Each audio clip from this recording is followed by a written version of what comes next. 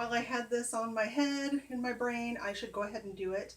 I will add more stretching next week. I think next week will be floor exercises. Maybe. I have some ideas in my head. I need to put them down on paper instead of hoping my brain keeps me on track, because that doesn't happen most days. So I make lists. So we're doing standing stretches because we're doing standing exercises. And you can translate these to the ground if that works better for you. I'm going to use this handy dandy bar stool right here because what I have available, dresser would work great too, and I may move to the dresser and show you a few things. But so you've done your, your twists and your knee raises, that sort of thing, and things are sore or tired, or they just really need a stretch. So the first thing I'm going to have you do is I'm going to have you start out with doing 5. We're just going to reach overhead, and then we're going to slowly come down to the toes as far as you can. Just 5, and really reach. Bring your arms out and back, and then towards your toes. Reach backwards arms as you push them back. Reach towards your toes, and 4, and 5. Just to kind of start to loosen all that business up in the back. Then I would like for you to, I'll show you 2 ways to do this. We're going to do just a side stretch. If you have something to hold on to help you with your balance, that's helpful. So this is how you would do that with balance. Cross the leg. So we're going to cross the front leg, put our hand on something or a wall, and you're going to reach up, and just as you're reaching, do it slowly, okay? As you're reaching, we're going to push that direction, and we're going to try to get that arm overhead. So this is my not quite good side, my right side. So I will do this twice on this side. So I will start with my tighter side that needs more stretching. And then I will go to the other side. Foot comes in front. Then you're going to lean and reach, and this side is tighter, but my other side is much more unhappy and sore. So I will probably come back to this side too. So I usually do my tighter side, my less happy side, do the opposite side, come back to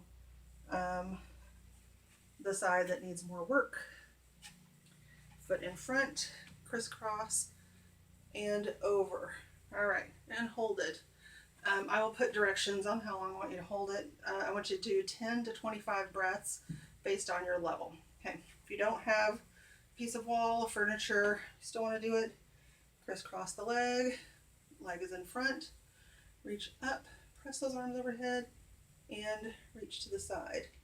And find your balance while you're doing that. To the other side, we're going to, again, reach up, cross the hands and press, and twist. So you should look like a ballerina, or feel like one. All right. So we've done that part, and now we're going to do sort of a downward facing dog, but a half one. So whatever you have to hold on to, you can even hold on to, let's pretend this is a wall. You can even press against a wall. Hands, wrists are at shoulder level, and you're going to just bend your knees slightly and push yourself back.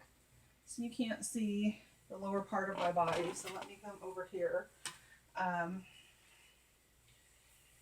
If you have a wall, you might want to use a wall. Counters are great for this, and you're going to push against and push yourself backwards. All right, and then you can straighten your legs and push yourself forward for an opposite stretch, and right back down.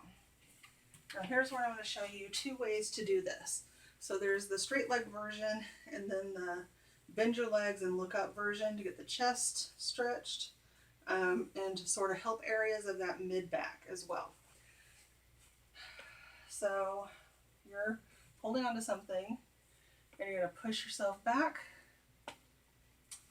me move forward. All right, so you're holding on to something and you're going to, a little bit of softness in your knees, push yourself backwards, legs are straight, okay?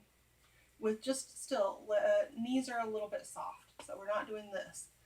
And then you're going to lower yourself down if you're using a counter and come to here, okay? The other way I want you to do this, and I would tell you to go back and forth between these 2 repetitions, is you're going to push yourself back and your knees are bent, right? Notice how much more my knees are bent, and we're really reaching. Pretend you're using a wall, counter, whatever. I'm using this bar stool, but from here, we're going to look up, and as you look up, you should feel it in your chest, and you're going to feel it more here at the base of the booty. And again, switch directions and stretch like a little bit of a cobra, and then come back to the more straight leg version. Really push yourself out. Counter stretch. This bar stool's going to fall over if I stretch more. And then bent knees, and then look up. Now, if you're using a wall, it'll look more like this, where your head is going to be between your arms. So, and you're going to look up, and this feels really fantastic in that mid-spine area. Counter stretch, and then back to trying to get as much length between those wrists and your ankles. All right, so it's going to be one more stretch. I'm going to try to avoid the just stretching your hamstrings because you just kind of did that. If you have something taller, then I probably need a pillow of some sort, but we're just going to pretend that this is higher. So you can rest your leg, cross your leg and rest it on something. Bar stools are fantastic height for this. And then I need a little bit more room, but again, bar stool, counter, put your hands on the counter. Let's use the bed. Again, you can find a way to make any of these exercises work in whatever space that you have. So my bed is here. I'm going to cross this leg over, and the more your foot, you can't see me, but the more your foot is closer to your body, that's a little bit more beginner. It's a little bit easier. The more you push this leg out, the harder it's going to be. So you choose your side, your way. But I was just going to say, put your hands on the counter and lean forward and hold it however many breaths feels good for you. You can also do it just standing, holding on to something, cross that leg over. It is going to be a big 90 degree stretch, 90 degree across the ankle across the knee. I swear I've done this before. And you will just drop down, try to fix the hips. Try not to let this hip pop up like this. Try to keep them straight and drop down and hold. If you are better at balancing, which I am not so much these days, but if you're better at balancing and you can really like get yourself into this, pretend I'm really reaching forward, drop yourself down, hold, and remember to kind of watch your angles with your hips. Don't let one hip pop itself up like this, all right? Not too much attitude, all right? Try to keep it level. So 3 stretches that are really going to help your back, and I always do this one at the end because it's fantastic, or it's fantastic for me. Bring your arms up, press your hands away from you, and then you're just going to bring them down and push them out.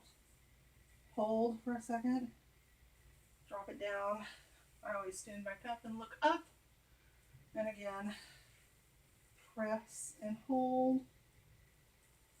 This gives you a little extra hamstring stretching, lower back stretching action at the same time, but it feels really fantastic for the upper part of your back. So waistline up. All right, there's my stretches to help you lengthen things out and stretch things out after you've done your however many repetitions you're doing. And do not forget to stretch, because this is my handy dandy statistic of the day. If you skip stretching, you're throwing about 20% of your workout out the window. So if you want your workout to be more effective and get better results in the long run, make sure you stretch, because that makes your workout 19% more effective. So do it whether you like to or not. And trust me, I get a lot of people to stretch who don't like to stretch. So do it for your own good, and you will be better off for it in the long run, and your body will thank you. So enjoy your stretches, enjoy your abs. See if we can define that waist this month, and I will see you next week for something